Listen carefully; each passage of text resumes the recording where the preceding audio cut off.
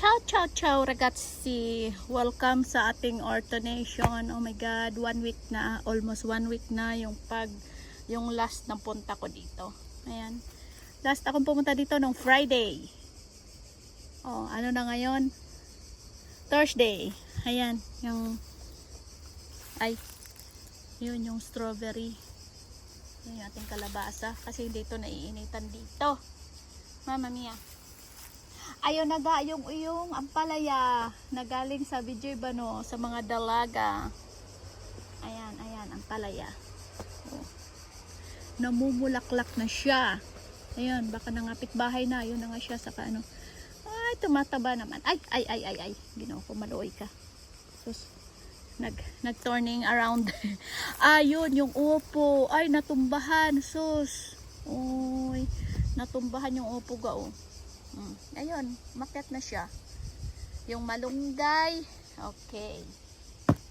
Yung okra ay nag-dry yung okra. Ito. Yan yung talong. Tingnan natin kung may bunga. Ano? Oh my. Ay, yung maraming bulaklak. Ayun naman, parang wala naman siyang ano. Parang yung nagtanim lang din, kuridig.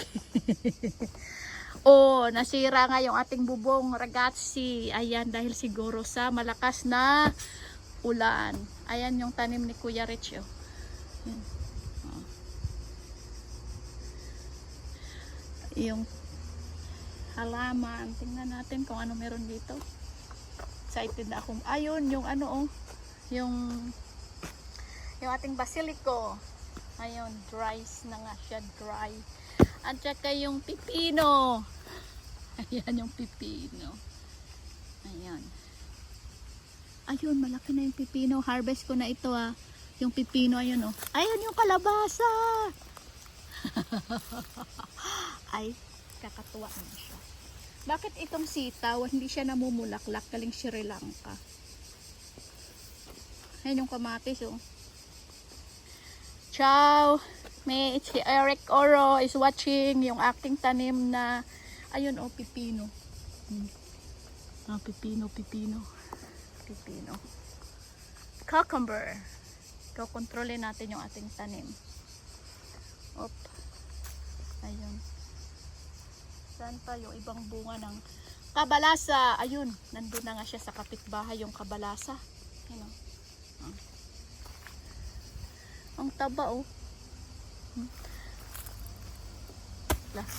May bunga rin ito dito eh. Yung kalabasa. Ayan yung kamatis oh. Ito yung sanga ng kamatis na galing sa Bijibano ga. Ito yung kamatis na galing sa inyo oh. Yung ano ni Lisel. Ito oh, yung sanga lang yan. Pinutol tapos tinanim niya, nagkaugat. Hiningi ko. Ayan na. Oh, kaya may yellow ako na ano. Yellow ata yun na kamatis. Ang daming bulaklak. Kamatis. Hindi nilagyan ng tubig ng neighbor dahil nga umulan naman siya. Maraming bunga ang yan oh, olive.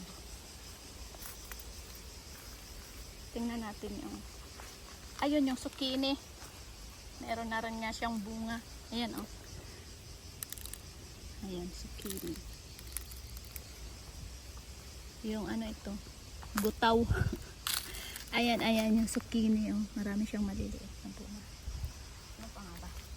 Patula. Tingnan natin yung patula. Ayan oh. Wala pa siyang bulaklak. Yung puno doon sa kabilang ano. Ayun, bumaba na dito. Okay, pumunta. Ayan na, yung patula. Wala pa namang bulaklak. Maabutan ko pa ito pagbalik ko sa September. Baka naman mamunga siya ng mga isang truck. Mamunga ng isang truck. Ay ko na. That's it. Itong kalabasa, wala pa siyang bunga.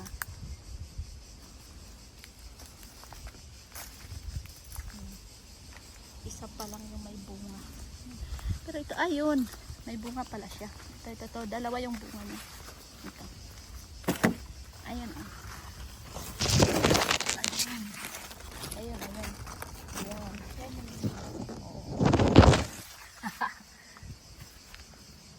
Echo.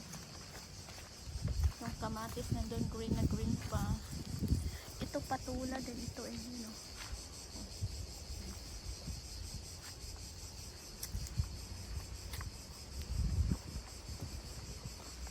Harvest ko muna itong ano dito. At ating mga ka-ordination kayo nang mag-harvest sa sunod. Ayun na yung cherry oh. Na ano. Na kamatis. Ayan. Ayun. Ayun. Op. Saan?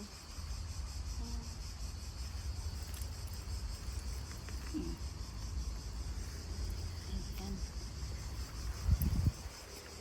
Tatali ko kayo. Ay, nandito.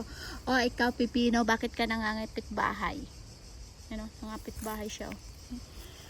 Ay, hindi naman ako pwedeng magdilig ngayon dahil nga ay, yung aming bahay kubo oh. Na ano, bumagsak yung bubong. Dahil nga lumakas yung ulan, kaya bumagsak siya. Yung kalamansi, tataba. Yan. Wala ito talagang bunga. Itong sitaw na ito. Ano, wala siya kahit bulaklak o wala oh. Ang gagawin ko dito, galing itong Sri Lanka eh, binigay ng kaibigan ni Salve. Ayun, saluyot oh. Sanga ng saluyot tinanim ko, ayan. Tumubo. O, diba?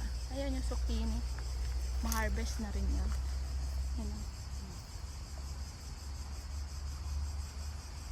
Ekula. Ayan yung sili. Sili. Tanglad. Ba, bene? Ano? Salvia. Tanglad, menta. Okay. Anong gagawin? At ayaw niyang mamunga. Ayun, yung sa kapitbahay, oh. Madahon na siya. Ayan, yung kamatis. Ni Belinda. Ito, yung ampalaya ni Kuya Rich. Ito. Wala na dito. May bunga ito dati, natanggal. Siguro pinagagalaw-galaw ko. Kaya siya. Wala yung bunga. Ba, bene. Tayo yung harvest muna at aalis na. Wala na akong utay magdilig. Okay. That's all. Ciao, ciao, ciao.